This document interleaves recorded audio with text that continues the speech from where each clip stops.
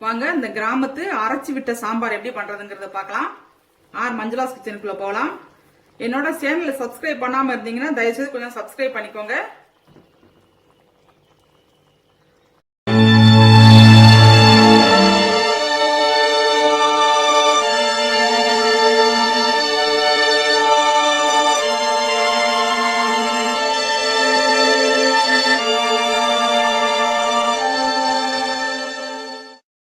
Hi viewers, Manjula's கிச்சனுக்கு உங்களை வரவேற்கிறேன். இன்னைக்கு நம்ம என்ன பார்க்க போறோம்னா, கிராமத்துல அரைச்சி விட்ட சாம்பார், அம்மியில அரைச்சி எப்படி சாம்பார் வைக்கிறதுங்கிறத பார்க்கலாம். இப்ப நான் ஒரு மண் சட்டி வச்சிருக்கிறேன். இதுல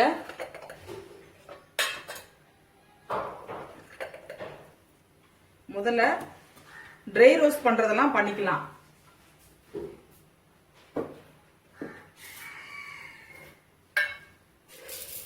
கடலைப்பருப்பு, முதல்ல கடலைப்பருப்பு ஒரு பெரிய ஒரு ஸ்பூனுக்கு ஒரு ஸ்பூன் போட்டுக்கலாம்.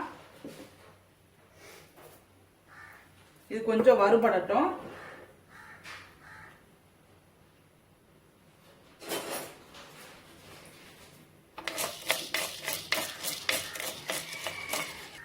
இதுல ஒரு ஸ்பூன் துவரம் பருப்பு.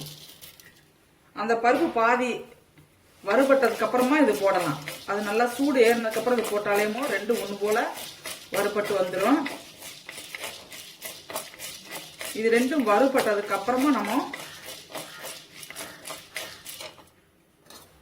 ஒரு அரை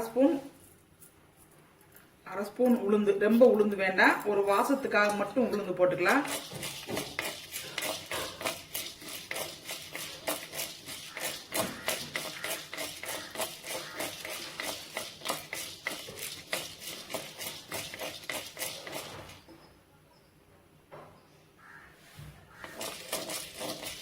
நல்லா வறுபடட்டும்.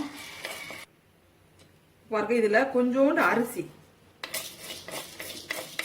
நல்லா வறுபட்டுச்சு. பாத்தீங்களா, சூடு ஆயிடுச்சுன்னு வச்சுக்கோங்களேன், மண் சட்டியில வறுபடுறது ரொம்ப ஈஸி. அரிசியும் பாருங்க ஒண்ணு போல பொரிஞ்சு வந்துடும். நம்ம முதலையே அரிசி போட்டோம்னா அரிசி சீக்கிரமா கறி போகும். அதனாலதான் கரெக்டா முதல்ல கடலைப்பருப்பு, அதுதான் ரொம்ப திக்கானது. அதுக்கப்புறம் துவரம் பருப்பு, அதுக்கப்புறம் உளுந்தம் பருப்பு, எல்லாம் ஒண்ணு போல பொரிஞ்சு வந்துடும். பாத்தீங்களா, பொரிஞ்சிச்சா? இப்ப இத ஒரு பாத்திரத்துல எடுத்துடலாம்.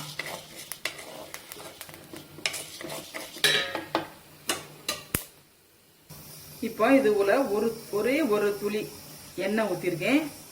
இதுல வெந்தயம் ஒரு அரை ஸ்பூன், ஒரு 1/4 ஸ்பூன் கடுகு, ஒரு 1/4 ஸ்பூன் மல்லி ரொம்ப போட வேண்டாம், குழம்பு பொடிக்க மல்லி ரொம்ப போடணும். ஒரு 1/4 ஸ்பூன் மிளகு. இதுல கொஞ்சம் வறுபட்டதுக்கு அப்புறமா நம்ம இதுலயே வறுபட்டுறோம். அடுப்பு ஆஃப் பண்ணிடலாம். ஏன்னா இந்த மண் சட்டிலேயே நல்ல சூடு இருக்கும், அதனால இதுலயே வறுபட்டுறோம். பொரியுது பாத்தீங்களா? இப்படி பொரியவும் லாஸ்டா சீரகம் போடணும். சீரகம் வந்து முதலே போடக்கூடாது. முதலே போட்டா சீரகம் கறிச்சுன்னா அந்த வாடையே இருக்காது. அப்புறம் வரமிளகாய்,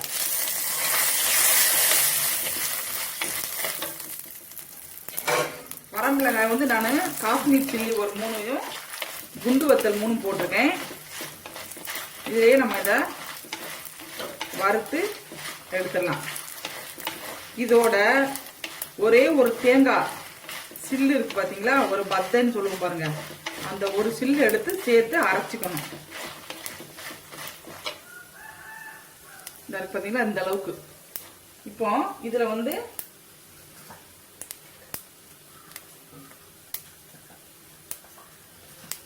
இந்த எண்ணெயிலே ஒரு 4 வெங்காயம்,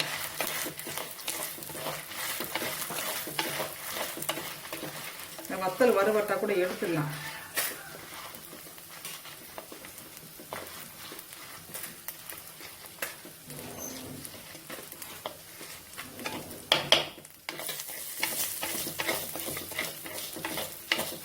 இதுல லைட்டா சூடு மட்டும் ஏத்தனா போதும். ரொம்ப வெங்காயம் வதங்கணும்னு அவசியம் இல்லை. இதோட தேங்காய்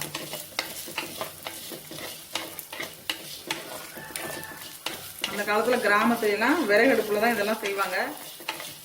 இந்த வறுக்கிற சத்தமே ஒரு நல்ல நல்ல ஒரு கேட்கறதுக்கு நல்ல இனிமையா இருக்கும். அந்த அளவுக்கு இருக்கும். இப்போ சக்தி சத்தம் கேட்கறது இல்ல. இப்ப மறுபடியும் அதே கடாய் வச்சிருக்கிறேன். இதுல கொஞ்சம் கடலை எண்ணெய் ஊத்திருக்கேன். அதுக்குள்ள அந்த இதை நான் போய் அம்மியில அரைச்சிட்டு வந்துடுறேன். இப்ப இதை வதக்கிக்கலாம். இது கொஞ்சம் ஆறட்டும். இதை வதக்கிக்கலாம்.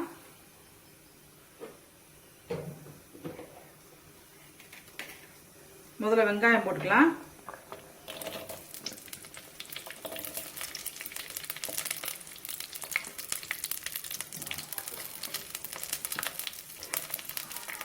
வெங்காயத்தை நல்லா வதக்கிக்கிட்டு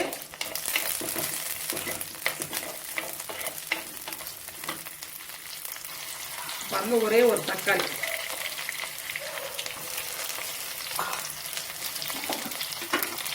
இது கொஞ்சம் வதங்குறது ரொம்ப. பாருங்க, நான் காயெல்லாம் போட்டு அம்மியில வச்சுட்டு வந்திருக்கிறேன். இதை வதக்கி இதுல உப்பு மஞ்சப்பொடியும் போட்டு மூடி வச்சிருவோம். இப்போ பாருங்க, கொஞ்சம் வதங்கிடுச்சு. இப்போ நம்ம அரைச்சிட்டு வந்து அந்த பேஸ்ட்டை போட்டுடலாம்.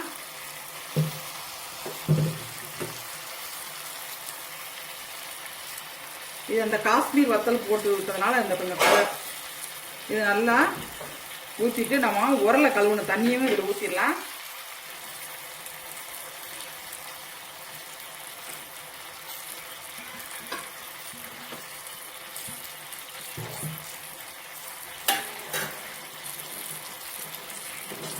இதில் கொஞ்சம் தேங்காய் தெக்கு இருக்கும். ஏன்னா நம்ம அப்பப்போ கையை நினச்சி அரைக்கிற மாட்டீங்களா, அதனால இன்னும் கொஞ்சம் தண்ணி வச்சு ஊற்றிடலாம்.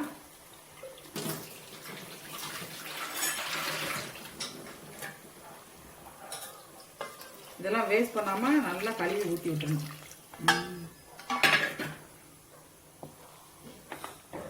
நம்ம இதே மெத்தட்ல தேங்காவை தவிர்த்து இதே மாதிரியே நம்ம பவுடர் அரைச்சு வச்சுக்கிட்டா சாம்பார் குழம்பு எல்லாத்துக்குமே போட்டுக்கலாம். ஏன்னு சொன்னா அரிசி பருப்பு எல்லாமே போட்டிருக்கோம் பாத்தீங்களா.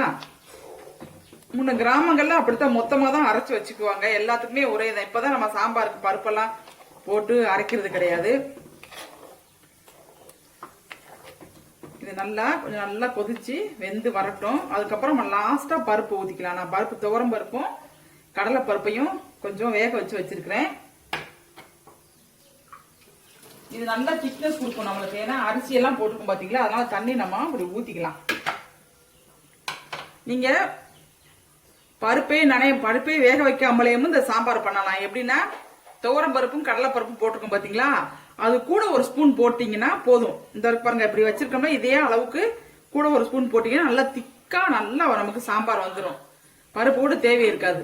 இது ஈஸியா பண்ணக்கூடியது. இது அந்த மாதிரி பண்ணிக்கலாம். நம்ம சின்ன காய்கறி சும்மா பீன்ஸ் கேரட்டை மட்டும் லைட்டா வதக்கி விட்டு இந்த மாதிரி நம்ம மிக்சியில போட்டு நல்லா பருப்பு நிறைய போட்டு அடிச்சு ஊத்திட்டோம்னா சாம்பார் நம்மளுக்கு ரெடி ஆயிடும். நல்ல மணத்தோட சூப்பரா இருக்குங்க அந்த சாம்பார். இட்லிக்கெல்லாம் ரொம்ப நல்லா இருக்கும். இப்ப இது நல்லா கொதிக்கட்டும். இப்ப நம்மளுக்கு பாதி வந்துருச்சு காய். இப்பயே பாருங்க நல்லா திக்கா இருக்கு பாத்தீங்களா. இதுல நம்ம புளி தண்ணி ஊத்திடலாம். பாதி வெந்ததுக்கு அப்புறம் தான் ஊத்தணும். இல்லாட்டி நம்ம இப்ப வந்து நான் கத்திரிக்காய் உருளைக்கிழங்கு கேரட் மட்டும் தான் போட்டிருக்கேன். முருங்கைக்காய் இல்ல, இப்ப சீசன் கிடையாது, அதனால முருங்கைக்காய் இல்ல. முருங்கைக்காய் இருந்துச்சுன்னு சொன்னா நீங்க புளி ஊத்திட்டீங்கன்னா முருங்கைக்காய் வந்து அப்படியே விரைச்சு போகும். வேறதுக்கு ரொம்ப லேட் ஆகும். அதனால பாதி வெந்ததுக்கு அப்புறமா நம்ம புளி தண்ணி ஊத்தி விட்டுலாம்.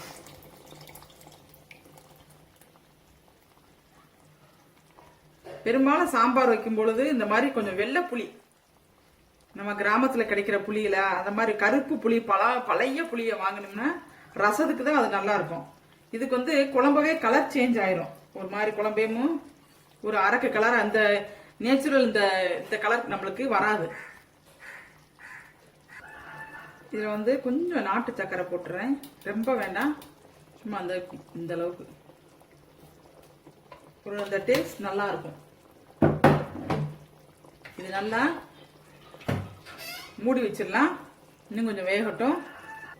இப்போ நமக்கு முக்கால் பதம் வெந்துருச்சு. இப்போ இந்த பருப்பை கடையாமலே அப்படியே போட்டுடணும். கடையவே வேண்டாம். அப்போதான் நம்மளுக்கு அந்த பருப்போட இந்த சாம்பார் நல்ல டேஸ்ட் நல்லா இருக்கும். பார்க்கறதுக்கேமோ ஒரு நம்ம கல்யாண வீட்டுல எல்லாம் ஊத்துவாங்க பாருங்க, பாதி பருப்பு அப்படியே முழுசு முழுசா இருக்க மாதிரி இருக்கும். ஆனா கையை வச்சு எடுத்தோம்னா நசிஞ்சிரும் அந்த மாதிரி. இது நல்லா இப்போ கொதிக்கட்டும். நல்லா கொதிச்சு வேகட்டும். நம்ம அதை மூடி வச்சிடலாம்.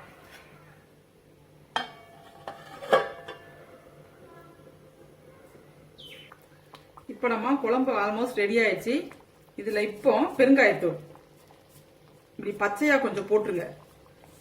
போட்டுட்டு தாளிச்சு விட்டுடலாம். இதப்பா பெருங்காயம் வாசத்தோட இந்த குழம்பு ரொம்ப டேஸ்டா இருக்கும். இதுல கொஞ்சம் வெந்தய பொடி ஒரு 1/4 ஸ்பூன் அந்த அளவுக்கு வெந்தய பொடி போட்டுருங்க. ரெண்டுமே வாசம் நல்லா இருக்கும் லாஸ்ட்ல நம்ம போடுறதுக்கு. இப்ப இதை நம்ம தாளிச்சு கொட்டிடலாம். வெறும் கடுகு, உளுந்து, கருவேப்பிலை, வத்தல் அது மட்டும் போட்டு தாளிச்சிடலாம். இப்ப பாருங்க மல்லி இலை போட்டேன். இதுல அப்படியே தாளிச்சு ஊத்திடலாம். நம்ம ஒரே ஒரு வத்தல் மட்டும் போட்டு தாளிக்கலாம்.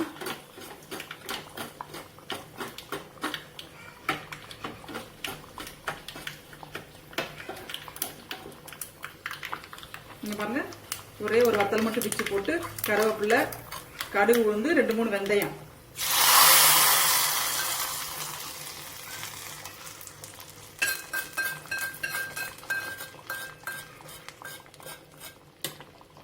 இதுல கொஞ்சோண்டு சாம்பார் எடுத்து ஊற்றி அதை ஊற்றிடலாம். நம்மளுக்கு இப்ப சூப்பரான கிராமத்து அரைச்சி விட்ட சாம்பார் ரெடி ஆயிடுச்சு. நல்ல ஒரு வாசனை, கம்ம கம்ம நல்லா ஒரு திக்கன். பாத்தீங்களா, நம்ம இப்படி குழம்பு எடுத்தோம்னா பாருங்க பருப்பு தனித்தனியா நிக்குதா. இந்த மாதிரி நம்மளுக்கு சூப்பரா பார்க்க ஊத்தி சாப்பிடுறதுக்கு அவ்வளவு டேஸ்டா பார்க்கவே எப்படி இருக்கு பாருங்க. நல்லா திக்கா கொல கொலன்னு நல்ல உங்களுக்கு பாக்குறது தான் காயெல்லாம் வேகாத மாதிரி இருக்கும். ஆனா நல்லா வெந்திருக்கும். நான் நல்லா இது பண்ணி பார்த்துட்டு தான் பாத்தீங்களா உருளைக்கிழங்கு பாத்தீங்களா எப்படி வெந்திருக்கு பாருங்க.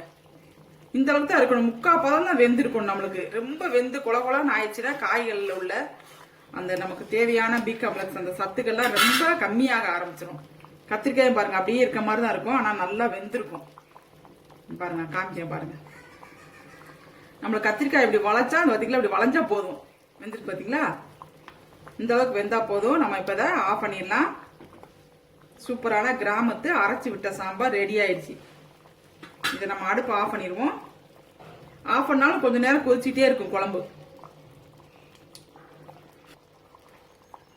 இப்ப சாம்பார் ரெடி ஆயிடுச்சு. என்னோட வீடியோஸை பாருங்க. என்னோட சேனலை சப்ஸ்கிரைப் பண்ணாதவங்க சப்ஸ்கிரைப் பண்ணிக்கோங்க. லைக் பண்ணுங்க, கமெண்ட் பண்ணுங்க. தேங்க்யூ.